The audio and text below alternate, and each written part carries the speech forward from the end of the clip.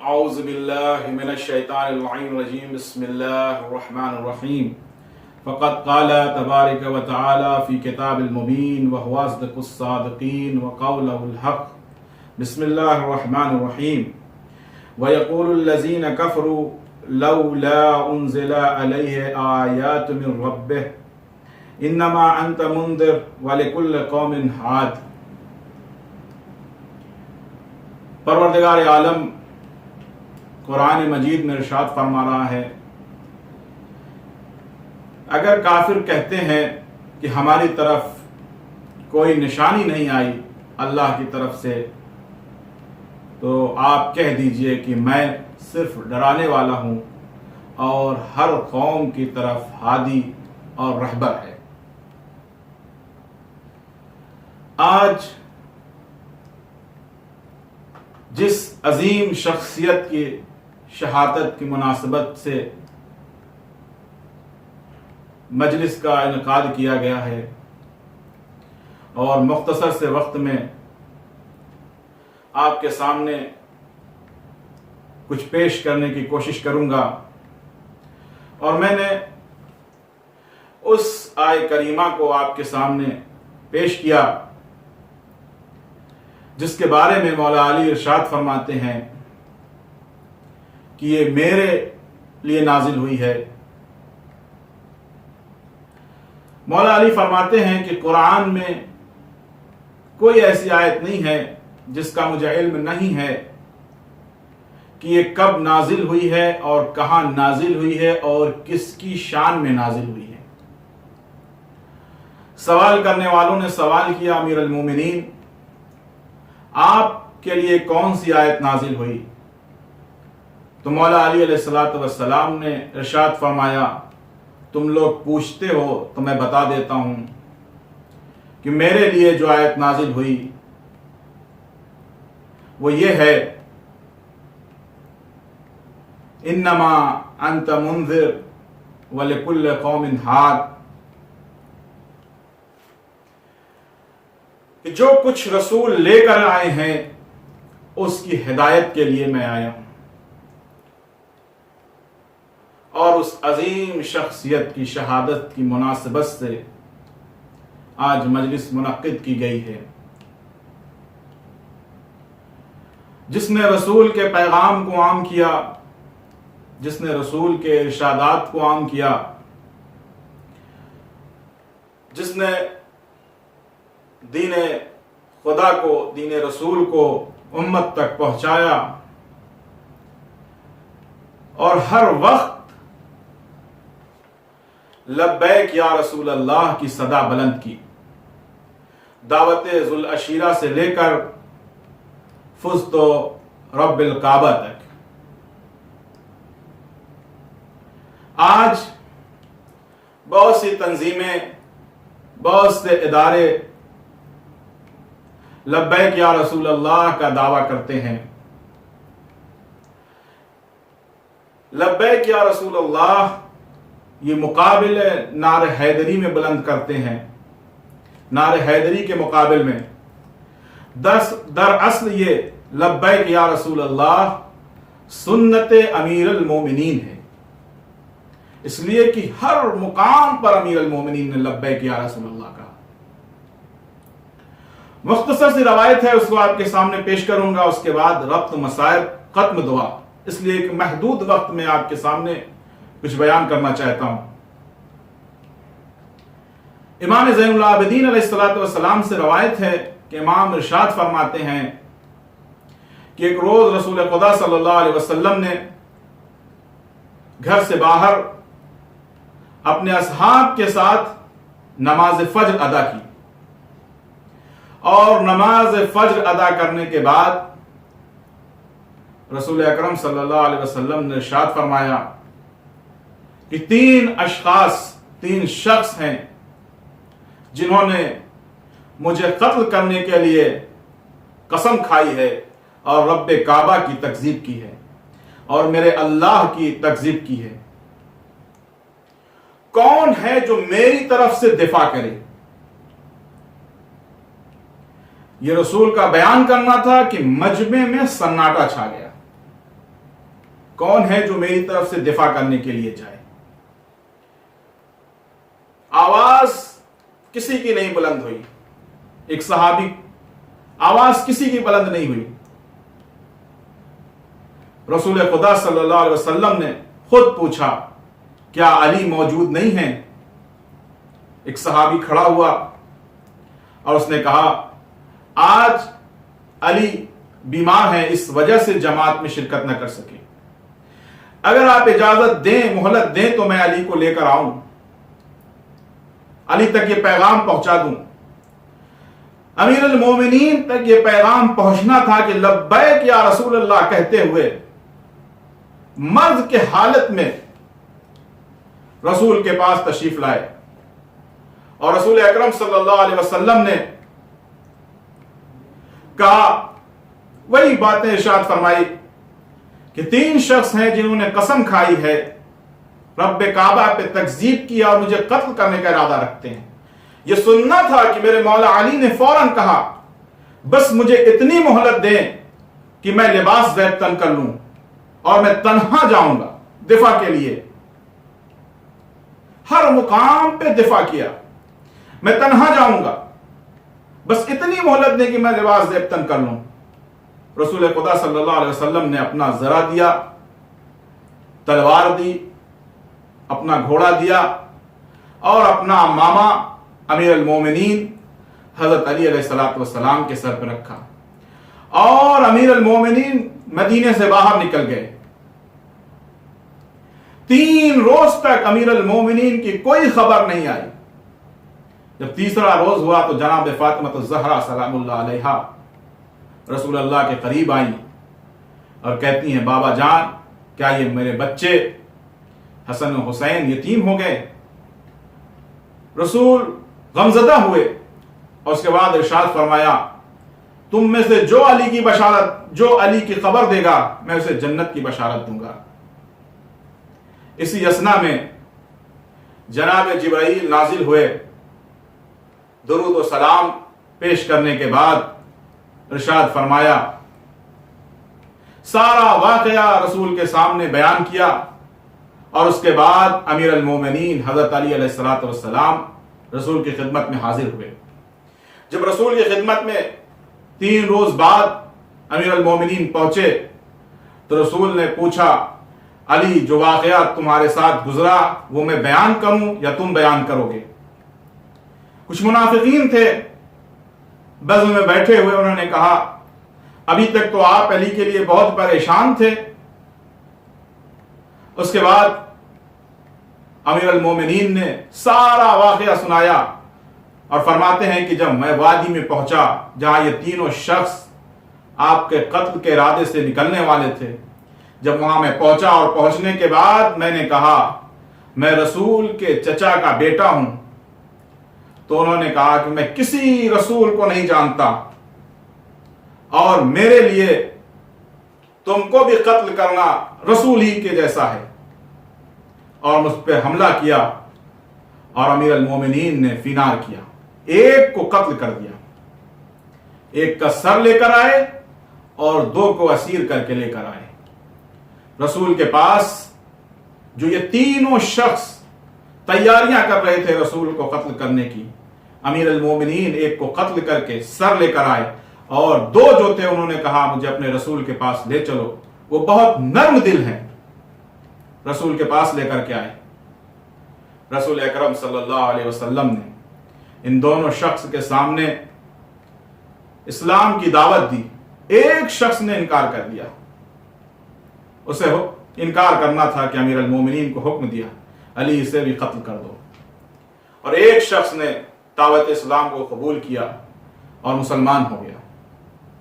یہ وہ بہادر شخصیت ہے حضرت امیر المومنین کی، مولا علی کی، جو ہر وقت دفاع رسول کے لیے نکل رہے ہیں، لبیک یا رسول اللہ کہتے ہوئے نکل رہے ہیں، ہر وقت رسول پہ اپنی جان قربان کرنے کے لیے نکل رہے ہیں، اور دین خدا کے لیے اور شریعت محمدی کے لیے اپنی جان تک کو قربان کر دیا۔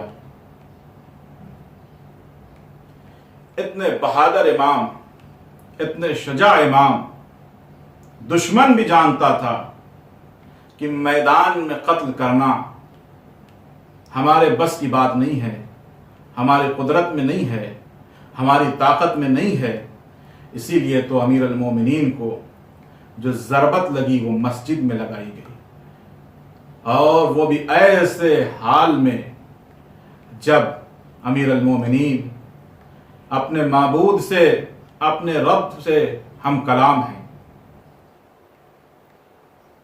اس وقت امیر المومنین کے سر پہ ضربت لگائی گئی۔ عزیزوں، امام سے محبت کرنے والوں، امام کو چاہنے والوں، آج کی تاریخ بڑی عظیم تاریخ ہے، بہت ہی دردناک تاریخ ہے، جس دن کائنات سے پہلا امام رخصت ہو رہا ہے، ہم سب سے ہمارا امام رخصت ہو رہا ہے، لیکن امیر المومنین کو ہم کس طرح سے رخصت کر رہے ہیں؟ وہ امام کی سیرت کو یاد رکھنا چاہیے کہ جو امام نے آخر وقت تک اپنے دشمن پہ سختی نہ کی، بلکہ اپنے بیٹے سے فرماتے ہیں اگر میں زندہ رہا تو میں خود بدلہ لوں گا، یہ مجھ پر ہے، میں بدلہ لوں یا میں اسے معاف کر دوں، اور میں اگر اپنے رب سے ملاقات کر لوں تو اس نے مجھ پر ایک ضرب لگائی ہے، اس پر ایک ضرب لگانا، یہ عدل امیر المومنین ہے۔ وہ دن آیا 18 رمضان المبارک، جو شب ضربت ہے امام کی، جو تاریخ گزر چکی ہے، بس میں مصائب کو سمیٹتے ہوئے 2-4 فقرے مصائب کے بیان کروں گا اور ختم دعا۔ امیر المومنین ہیں، گھر سے جب نکلنا چاہتے ہیں مسجد کے لیے، ایک بار جب گھر سے باہر قدم نکالنا چاہتے ہیں تو جو باب میں دروازے میں میخ لگی ہیں امام کے ردا میں پھنس جاتی ہیں۔ عجب نہیں کہ یہ در و دیوار کہہ رہے تھے الوداع، اے امام الوداع۔ جب امام کچھ قدم اور آگے بڑھے ہیں، جو مرغابیاں تھیں امام کے دامن کو پکڑ لیتی ہیں۔ عجب نہیں کہ یہ مرغابیاں کہہ رہی تھی امام الوداع، الوداع امام الوداع۔ اب انہیں معلوم تھا کہ جو امام چل کے جا رہے ہیں اب یہ چل کے واپس نہ آ سکیں گے۔ ہمارے اور آپ کے پہلے امام مسجد کوفہ میں پہنچتے ہیں، گلدستہ اذان پر جاتے ہیں اور کہتے ہیں آج میں اذان دوں گا۔ بڑی خوبصورت آواز میں، بہت ہی پیاری آواز میں اللہ اکبر کہا۔ ادھر بیٹیوں کے کانوں تک آواز جاتی ہے، اتنا درد تھا امیر المومنین کی آواز میں، اذان میں، کی تڑپ جاتی ہے کہ یہ میرے بابا کے آخری بار اذان کی صدا ہے۔ اذان تمام کرنے کے بعد امیر المومنین جیسے ہی مصلی پہ جاتے ہیں، زہر میں بجھی ہوئی تلوار ابن ملجم عبد الرحمن نے امام کے سر پہ ایسا وار کیا کہ امام کا سر شگاف ہو گیا۔ جیسے ہی امام کا سر شگاف ہونا تھا کہ جبرائیل صدا لے کر آئے، تحدمت واللہ کا الہدا، ہدایت کا چراغ، ہدایت کا سطوح منہدم ہو گیا۔ یہ صدا کا بلند ہونا تھا کہ حسن و حسین مسجد میں تشریف لے جاتے ہیں۔ حسن حسین نے کیا منظر دیکھا کہ بابا کی پیشانی خون سے رنگین ہو چکی ہے، مسلح خون سے رنگین ہو گیا ہے۔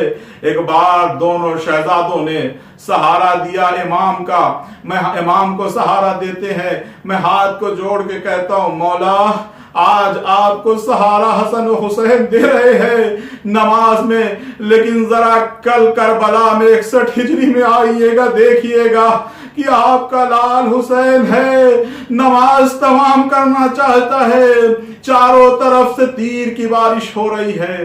جزاکم اللہ خیر الجزا، खुदा कोई गम न दे सिवाय सरकार सैयदुश्शुहदा के, सिवाय मजलूम करबला के। हाँ, अल्लाह अकबर। इमाम हसन और हुसैन ने बाबा को उठाया है और लेकर के घर की तरफ जाना चाहते हैं।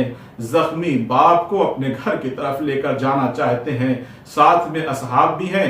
जब घर से करीब पहुंचते हैं तो इमाम अली अलैहिस्सलातु वस्सलाम कहते हैं, मेरे लाल, इन असहाब से कह दो कि ये वापस पलट जाएं। मैं पूछूंगा, आका क्यों कहना चाहते हैं, क्यों कह रहे हैं कि असहाब वापस चले जाएं? हाथों को जोड़ के मैं पूछ रहा हूं कि आका क्यों कहना चाहते हैं, क्यों कह रहे हैं? अजब नहीं कि आवाज दे कि बेटियां बाप के जख्म को देख के बर्दाश्त नहीं कर सकती। अरे जब ज़ैनब व कुलसूम देखेंगी कि मेरा बाबा का सर शगाफ हो गया है तो वो बर्दाश्त न कर सकेंगी और गिरिया की सदा बुलंद हो जाएगी। मैं नहीं चाहता कि नामहरम के कानों तक ज़ैनब व कुलसूम की सदाएं जाए। अल्लाहु अकबर, अल्लाहु अकबर। आज सन 40 हिजरी में कूफे में ये एहतमाम कर रहे हैं, मौला अली ये एहतमाम कर रहे हैं कि सहाबी के कानों तक ज़ैनब व कुलसूम की सदा न पहुंच सके। मैं कहूंगा मौला 61 हिजरी में जब यही ज़ैनब व कुलसूम बाजार कूफा में आएंगी, मुनादी निदा देगा, हाज़ही ज़ैनब, हाज़ही रुक़ैया। अरे पहचानो ये ज़ैनब है, पहचानो ये रुक़ैया है। अल्लाहु अकबर। अमीर अल मोमिनीन घर में तशरीफ ले जाते हैं, तबीब को बुलाया जाता है।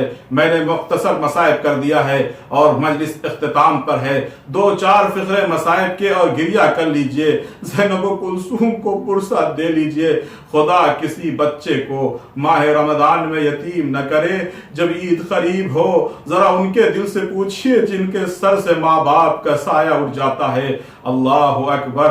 इमाम को घर में ले जाते हैं, तबीब को बुलाया जाता है।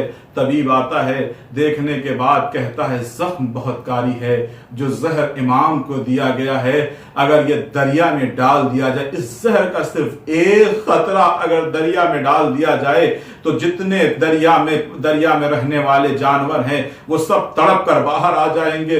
इतना कारी जख्म मेरे मौला को लगाया गया। कहता है अब बचने की कोई उम्मीद नहीं है, वसीयत करें जो वसीयत करनी हो। और उसके बाद कहता अगर मुमकिन हो तो जरा दूध का एहतमाम कर दिया जाए। ये सदा को सुनना था कि दूध का एहतमाम कर दिया जाए। कूफे में चारों तरफ से छोटे छोटे बच्चे जमा हो गए और नन्हे नन्हे कूजे को लेकर के हाजिर हो गए। आगा हमारी तरफ से है, हदिया हमारी तरफ से है। लेकिन ये सदा का सुनना था कि मौला अली ने हसन हुसैन को भेजा, हसन को भेजा, जाओ देखो ये बच्चे कूफे के दूध लेकर के आए हैं, इनसे कह दो इसकी जरूरत नहीं है क्योंकि ये बच्चे कूफे के यतीम बच्चे हैं और मैं यतीम का माल नहीं खाता। अल्लाह अकबर। मैं कहना चाहूंगा मौला आज कूफे में दूध की जरूरत हुई, ये कूफे वाले हैं जो आपके लिए दूध का प्याला, दूध का कूजा लेकर हाजिर हो गए हैं। लेकिन मौला जरा सन 61 हिजरी में आइएगा कि आपका पोता होगा, 6 महीने का बेशीर है, सवाले आप किया जाएगा। यहां तक हुसैन फरमाते हैं कि अशिया इस बच्चे को सैराब कर दो, ये बच्चे को पानी से सैराब कर दो। लेकिन पानी के बदले असगर को 3 भाले का तीर मिलता है। अल्लाह अकबर। वो वक्त भी करीब आ गया कि जब इमाम का रुखसत का वक्त आया है, बस ज़ैनब व कुलसूम को पुरसा दे लीजिए। इमाम ने वसीयत करना शुरू की। जब वसीयत करने लगते हैं एक बार ज़ैनब व कुलसूम बुलंद आवाज से रोने लगती है, बाबा क्या परदेश में वो बेटी किस तरह रहे जिसका बाप मारा जाए। मैं हाथों को जोड़ के कहूंगा बीबी परदेश में आपका बाबा मारा जाएगा लेकिन आपका भाई सलामत रहेगा। आपको सहारा देने के लिए आपका भाई सलामत रहेगा। अल्लाह अकबर। जब इमाम अली अलैहिस्सलाम की शहादत वाक़ हो गई, बस ये आखिरी मरहले में मजलिस है और तमाम कर रहा हूं। जब इमाम ने वसीयत की थी तो वसीयत में इमाम ने फरमाया था हसन हुसैन जनाजे को तुम उठाना, जनाजा खुद से उठेगा और जहां पे जनाजा रुक जाए वहां पे कब्र होगी। अल्लाह اکبر. جب جنازہ اٹھا ہے حسن و حسین نے کاندھا دیا ہے. زینب در پہ کھڑی ہیں, کلثوم در پہ کھڑی ہے. خدا حافظ بابا, خدا حافظ بابا. میں ہاتھوں کو جوڑ کے کہوں گا بی بی زینب, آج آپ اپنے بابا کے جنازے کو خدا حافظ تو کہہ رہی ہے, لیکن کربلا میں ایک بچی ہے سکینہ جسے اتنی اجازت نہیں تھی کہ وہ اپنے بابا کو خدا حافظ کہہ سکے. نہ رونے کی اجازت تھی, بلکہ جب بابا پہ روتی تھی تو اشکیا کا تماشا. انا للہ و انا الیہ